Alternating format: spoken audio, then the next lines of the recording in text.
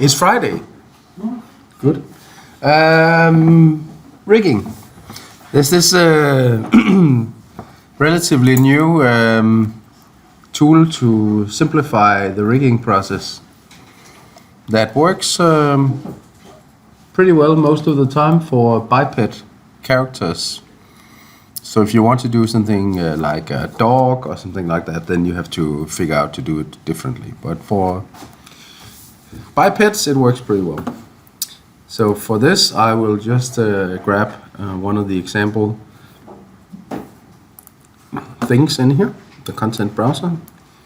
There is, oh, this is new. This is new too. Models, base meshes, bipeds, potato. This one, let's take this one. This one is fully featured, as you can see. So I actually haven't tried it with this character before, but at least in my Maya setup, I get the human IK tab out here.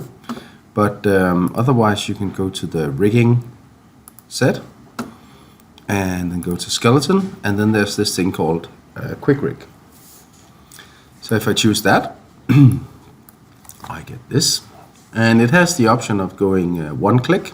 So let's try that first. Just grab that one, and then I just go auto rig, and then it runs through the model, does its little magic, and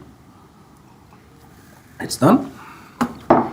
And you can see that the human IK setup out here opens up, and I now have a rig here where I can move him about.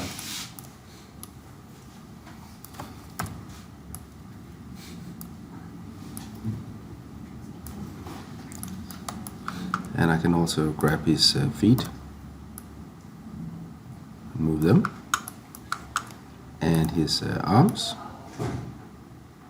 You can see some of it is a little funky. That's something that needs to be fixed. But other than that, it works pretty well. And you can also, this has like both inverse and forward kinematics in one. So you can both use forward here where you rotate the joints, as well as inverse kinematics where you go in and move control objects. And in this window over here, you can work in different ways. So you can see right now, if I drag this, it will just be constrained by the movement of the arm. That's because I'm right now in this what's it called, limb mode. If I set it to full body mode, then if I drag this, it will affect the whole character. So I can now go in and make him reach for something. So he's a real and then you can go back and see now I can't move anything because now I'm in just joint mode, and this one I'm in limb mode. Also, when I move things around, you can see that the legs try to stick, and that's because they have these constraints on them. So if I go to, for instance, this arm over here, and I can go in and add constraints, like a movement constraint, then if I move this one, you can see it will be sort of locked.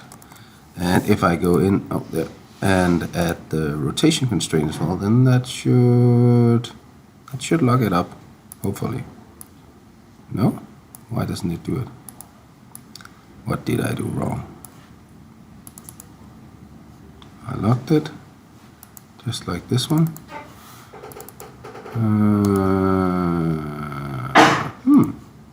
Maybe they changed something. Usually I'm able to lock it by just adding this. Maybe if I add a keyframe to it. Okay, let's see. Nope. I'm not sure. I'll look at that. So this is the quick version, and it works sometimes, but not always. So let's look at how we do it a little more manually. Back to the content browser, and then I can take, I'll take another one here. Import that one in. Get this. And then I'll open the Quick Rig window again. It's in here. And then instead of the one click, I'll go step by step. So the first thing I need is to add a character. And then I need to add the geometry.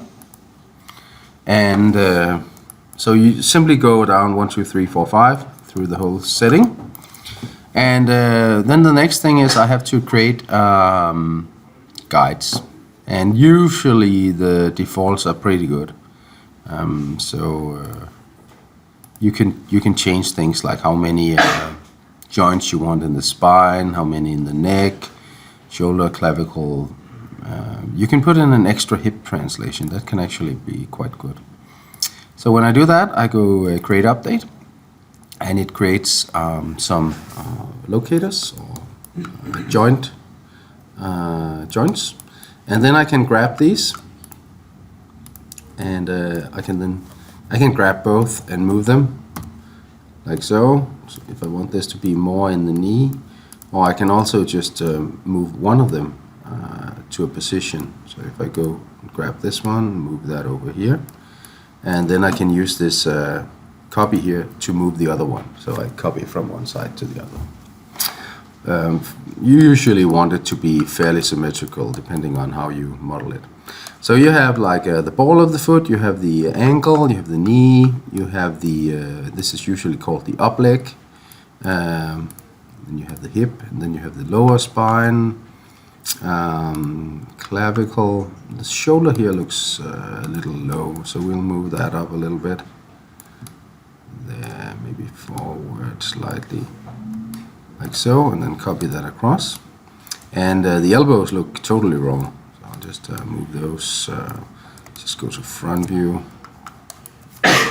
find that there, move that up there, and then from the right view, see how that, move it out maybe there, and then in perspective view, copy that across it the other way, like so.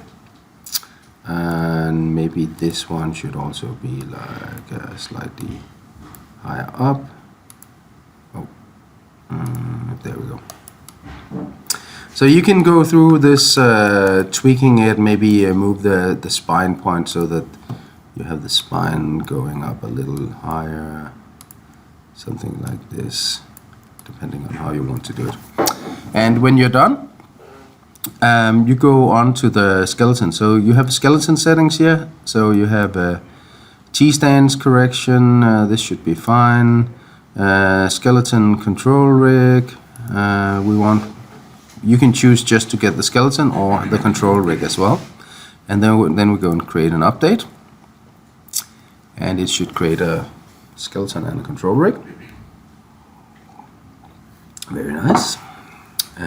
And in here we also have like the pole vectors for the elbow now, so that I can control how the elbow is acting. But as you probably noticed, the skin is not really responding well to the movement of the character. So that is the skinning part. That's where we attach the skin to the bones. And there's something called binding methods. So that is how it will attach the geometry to the skeleton. The way it works is that it will it's in here. It will use a bind method. So this one is right now it's set to geodesic voxel. That's the one we'll use. It's usually the best solution. It's the newest one. There's also one called the heat map, which is pretty good. Closest in hierarchy or closest in distance. There's also the max influence setting and things like that. So what this does is it will look at vertices in your model. So each point, it will use the bind method to locate what bones should affect that piece of flesh that point is related to. So an example is if you have a character standing like this, and you want to move the arm, then the joint or the bone in the hand, you want that to affect the flesh around it. You don't want it to affect something like your thigh or something like that. That will happen if you use some of the earlier scanning methods. It will look at the distance, and if you have it close, things like toes and fingers was just a pain to do. It's much easier now. It still needs some cleanup, as you saw before, but it's much better. So usually I will drop the max influences down to maybe 3, but I'll just leave it right now where it is. And then I'll just go GVB, geodesic voxel binding, and then just go create an update, and it will go in and it will bind it. And as you can see now, we will now have a skin that follows. Easy peasy.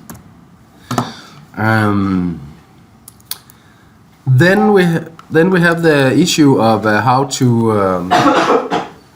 to handle the skin. What I usually do is I go in at the starting position, and then I'll just put a keyframe in here. So now I have keyframed all of these joints. So if I take something and drag it out of the way, then I can just update my timeline and then it'll pop back. Because then I have my start position as fallback. There is also these options of go to bind position, but sometimes it doesn't work because you did something and you don't know what you did. This usually works. And you can always delete this keyframe later. So what I want to do now is, and the way I handle this is I will use Paint Weights tool to adjust what I got here. So for instance, I will take the arm and move it up, and then this looks kind of weird, right? So I'll just go in here, grab my skin, go to skin, and then find the one called Paint Skin Weights. Go to the option box here, and then it'll open up this tool. And then you can see everything is named. I should be able to right click here and go, no, does it work? No, it has to do with the bone here. Paint mode, no. So I'll just have to find, it's called left shoulder. So left shoulder, there you go. And you can see that the problem is the grayscale here tells me how much this joint affects this area or these points. So it would be tempting to just go in and say, okay, I have the shoulder and I don't want it to affect this, so I'll just go and set my value to 0. I'll hold the B key to change my brush size, like so, and then I'll just paint in a 0 value here. That sounds like a good idea. The problem doing that is you are painting in 0 value, but every point needs to be affected by something. So when you remove one thing, it applies something else, and you have no idea what it is applying when you're just removing something. Then it's sort of like telling all of the other joints, like, hey, you need to take over because I'm getting kicked out or something like that. So for this area, I would probably take like this spine joint here. So just go to, let's find the right spine joint. Set that one, yeah. And then I'll set the value to 1, and then I'll start painting this in, and as you can see, that means it will start to pop back so that it sort of sits in the right position, and it looks funky now, but what I can do is I can go in and set this to smooth, and then I can just like smooth out the effect of what I just did. Something like this. So that was sort of okay. And then maybe on the area up here, I want to have the left arm here, and I want this to affect more this area up here. So I set this to replace, and I'm painting with a value of 1. I'm just going to paste. Oh, that was not what I wanted. Oh, maybe it was a little bit. And then I set smooth, and then I start smoothing this out. It's maybe a little too much. It's because I want this one. Let's see. I want the left shoulder instead. There we go. Replace. Then paint that in there. Yeah, that looks much better. It looks like he has been at the gym recently. We all like that. Okay. So I just keep doing that. And then usually somebody will say, can you copy that to the other side? Sometimes. It depends. See, you can sometimes you can set this up to be in reflection mode, but not right now. But you can also go into your skeleton and see, all of this is hidden at the moment. So if you just go and say Shift H, no, Control H, I need to select the hierarchy. No, this is the control guide, sorry. I need to have my skeleton. Is that it? Yeah, it's this one. So I just grab this. And then in the skinning, it's called mirror skin weights. And it should be across the YZ plane. And it should be from positive to negative. And closest point on, yeah, let's try it. Apply. Hips are not in skin cluster. Okay, so we need to figure out what is in the skin cluster, and that is always a problem with this tool here. So we just go to that one, let's say no. So we open up our skin weights, and we need to select our there first, and then it's called Quick Rig character something.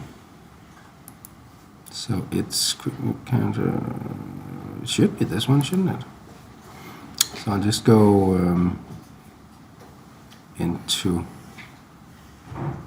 these are the guides. Yeah, it's this one. I need to find the left shoulder, which is down here somewhere.